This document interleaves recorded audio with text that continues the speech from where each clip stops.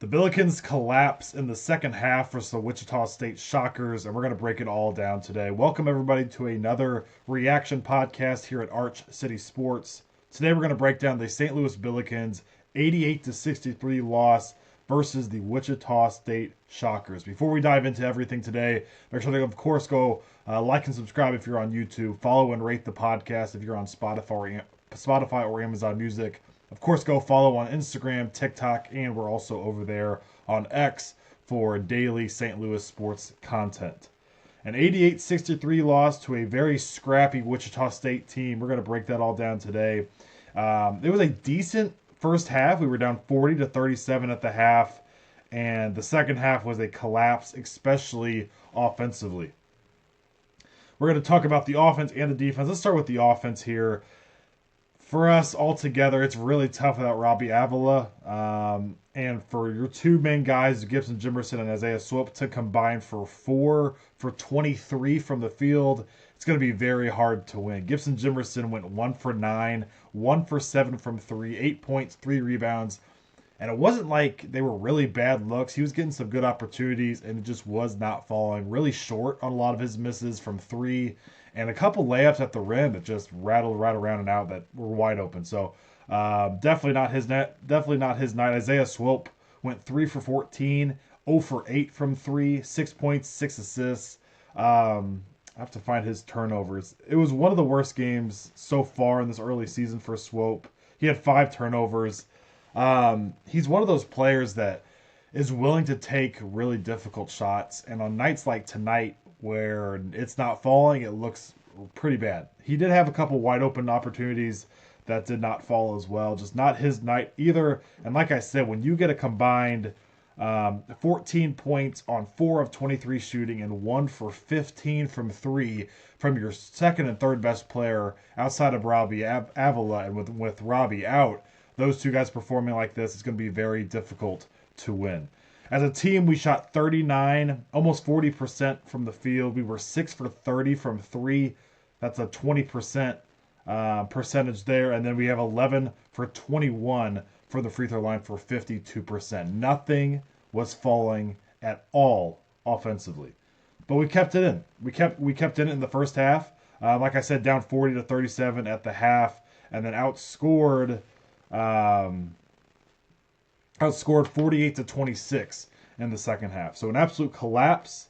Obviously, things weren't falling offensively, but you almost give up a 50-point second half. And overall, 63 points, obviously not where we want to be. And we are much better offensively than that. Even without Robbie, we are much better offensively than that. You're not going to see many nights like Jimerson and Swope had. But you also can't look at the other side and be like, we can't give up almost 90 points to a Wichita State team that struggles from the three-point range coming into this and only made 5 threes on the night. The biggest thing is Wichita State loves to get paint. They like getting in the middle of the lane, operating off of that, drive, kick, reset, stuff like that. Like I said, 5 threes. They were 5 for 22 from 3. Overall, they shot 45.6% from the field. And the biggest difference maker, maybe not the biggest, but a huge difference maker, was 21 of 25 from the free throw line, where we were 11 for 21. So a plus 10 at the free throw line and just about the same amount of attempts. When it comes to turnovers, Wichita State was 7 turnovers. That's it. So less than 10, really good number there. And St. Louis, we had 14 turnovers on the night. We did have a couple bright spots. Kaylu Anya, 15 points, 9 rebounds, 6 for 8 from the field, and a very bigger elevated role for Kaylu Anya. With Robbie being out, he's running more of the 5, being more physical. But he's also about 6'7", 6'8", so he's not a true rim protector, and that's the biggest thing I saw today, is with a team that loves to get paint and get into the middle of the lane and try to attack the rim. When you don't have a rim protector at all, even with Robbie, he's not going to protect the rim. So I think that could be something we struggle with teams that really like to attack the lane and don't settle very often from the three-point line. We might have some trouble with some of those teams moving forward because we have nobody to protect the rim. Killian Brockhoff's our biggest guy, but he only was getting 10 or so minutes in this one. He got 6 minutes. Max Picar's not getting any minutes. Obviously, he's got 4 minutes. Those are our two biggest guys. So that's definitely a point of concern moving forward here. Also off the bench, Larry Hughes, 10 points. Amari McCautry, 6 points off the bench. But honestly, I thought it was one of the worst games Amari played. And out of these four, not almost, it was the worst game he played. A couple different times in the second half, we had a chance to cut the lead. We had a little bit of momentum going, like off of one of the Gibson Jimerson threes. We got a steal, or I believe it was maybe just a long defensive rebound, pushing it in transition, turnover by Amari. A couple plays later, did the exact same thing. Just kind of out of control, attacking the rim, almost 1-on-3 instead of kind of just settling it out. So, kind of just a sporadic night, and it looked very much like a freshman playing in Division I college basketball for Amari in this one.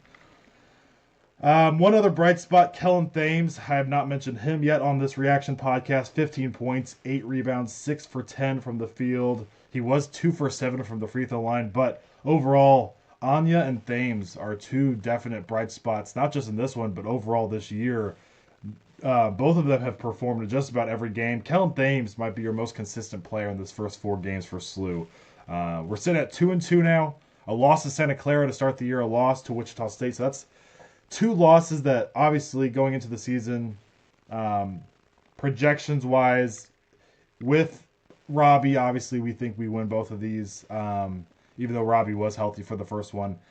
But overall, 2-2. I know a lot of SLU fans, a lot of people here in St. Louis are going to ride them off and kind of give up on the Billikens this year. I 100% would not do that, especially this early in the year. Yes, we're not where we want to be, but also health-wise, we're not where we want to be. So Josiah Doetzler was also not healthy for this one. My biggest advice when it comes to the Billikens is do not worry right now. When you lose a guy like Robbie Avila, you run so much of your offense through him that when he's gone, you really have to create things on the fly. And one thing I really noticed in this one, which many people I don't think would realize this, is Josh Schertz, almost after every turnover, every made shot, every missed shot, was clapping and very positive on the bench. And it shows me body language-wise, not that we're saying we're not going to win without Robbie, and this was just giving the game to Wichita State, but we're working through some things right now. And so it's not end all be all when it comes to winning and losing to Wichita State in game 4 of the season. Obviously you want to win every game, and this was a game I still think was winnable if Jimerson and Swope had better performances. And defensively we shored up a couple things, but overall a loss to Wichita State, who right now looks like a tournament team to me. They're sitting at 5-0. We'll see how they do the rest of this year, and especially in conference play. But right now, they're a very scrappy defensive team, very active, very energetic from the starters to the bench. Everybody's very involved. And right when they started getting momentum early in the second half, if we weren't knocking our threes down, and we didn't, I had a hard time seeing us coming back in this one. So a tough 88-63 loss. I thought it was a winnable game for sure, even coming into it.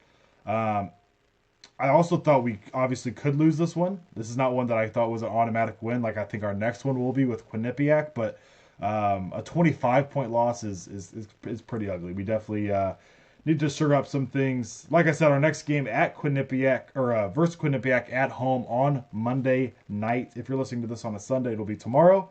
If you're listening to this on a Monday, it'll be that evening. A chance to bounce back. I was looking up a little bit on Quinnipiac. They have had 2 semi-high major D1 opponents so far this year. They faced St. John's and lost in that one, and then they lost to Yale. And Yale actually was within 10 with ranked Purdue. So Quinnipiac's not going to be super walk over easy. And honestly, until Robbie gets back, none of these games are going to be super walkover easy.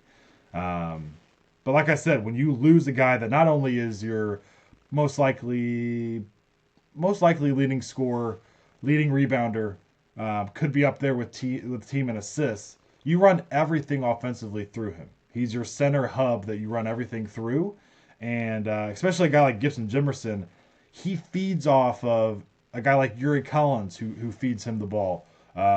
Isaiah Swope is not so much a playmaker, more of a bucket getter at point guard, and so that's why him and Jimerson really will play.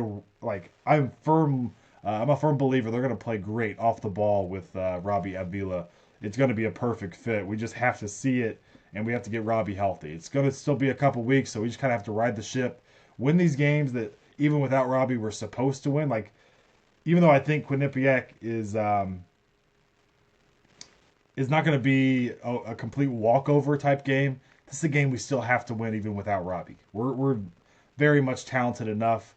My point is though, a guy like Gibson Jimerson is not a go get himself a bucket guy. He's a guy that is really good off ball, coming off screens, creating off of that, and being in a spot where it's a catch and shoot situation.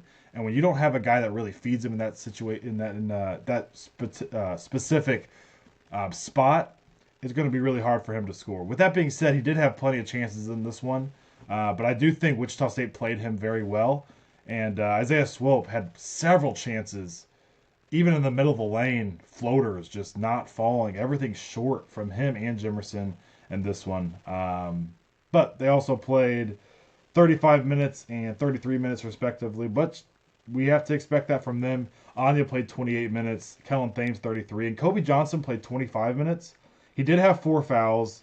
That's most likely why we saw more Amari McCautry at certain points. Amari only played 15 minutes to Kobe's 25, but I just thought we could have seen Kobe a little more. Maybe it was because of the foul trouble. And without Josiah Doetzler, that's another guard that's gone out of that rotation. So Coach Schertz kind of has his hands tied in a certain way here when it comes to rotation, the minutes when you have two of your especially Robbie, but Josiah Doetzler was getting definite minutes in this rotation as well. So you're kind of tied there.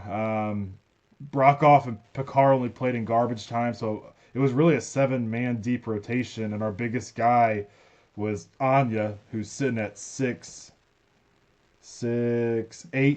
and then Kellen Thames, who's at 6'6". That's as big as we got. So definitely going to be pretty difficult. And I think, like I said, not to worry moving forward when it comes to wins and losses early in the season. Obviously, we don't want to get under 500 or anything like that and ruin a potential deep run later in the season. But the biggest concern I have is, and I mentioned it earlier, is just rim protection and how we're going to operate that moving forward. Because even when Robbie gets back, we don't have that type of guy on the roster. So it's going to be something that where just kind of a overhead view of what I see going on right now. I think the biggest thing we need to really dial in on is the point of attack defense. So right off the catch, right off the dribble, avoid any downhill attack as much as possible, so that we don't have as many opportunities at the rim for other teams. We have to really be better with our perimeter defense. Isaiah Swope is not a great defender. Gibson Jimerson is not a super good defender either. That's why Kobe Johnson has been getting some minutes. He's a better defender, and hopefully Amari McCautry kind of grows into that. Thames is a good defender. Anya's big and physical. But I think a lot of teams, even though there are 3 best offensive players, you're going to see when all of us are healthy that they're going to target Swope. They're going to target, especially if you have a bigger guard. They're going to target Gibson Jimerson when it comes to speed off the dribble with him and him not being able to slide his feet as fast. And then Robbie's the same thing, trying to get him in a switch and go downhill on him. And we saw that versus Santa Clara. So a lot of things to keep an eye on for SLU. We, like I said, back at it against Quinnipiac on Monday night. We will be recapping that one on Tuesday morning, so make sure to tune in for that one. And go Billikens as always. We really need a win coming up here. I'm still not super worried yet, but we gotta keep winning here and staying above 500 and moving forward. Get a couple wins under our belt against a couple very winnable opponents moving forward here. So thanks everybody for listening and viewing. Of course, make sure to like and subscribe on YouTube. Follow and rate the podcast if you are on Spotify or Amazon Music. And of course, go follow us on all social media. I will see you guys for the reaction podcast on Tuesday for SLU. And I'll be back next week with Blues reaction podcast as well. So thanks guys, and I will see you guys on Tuesday. Thanks.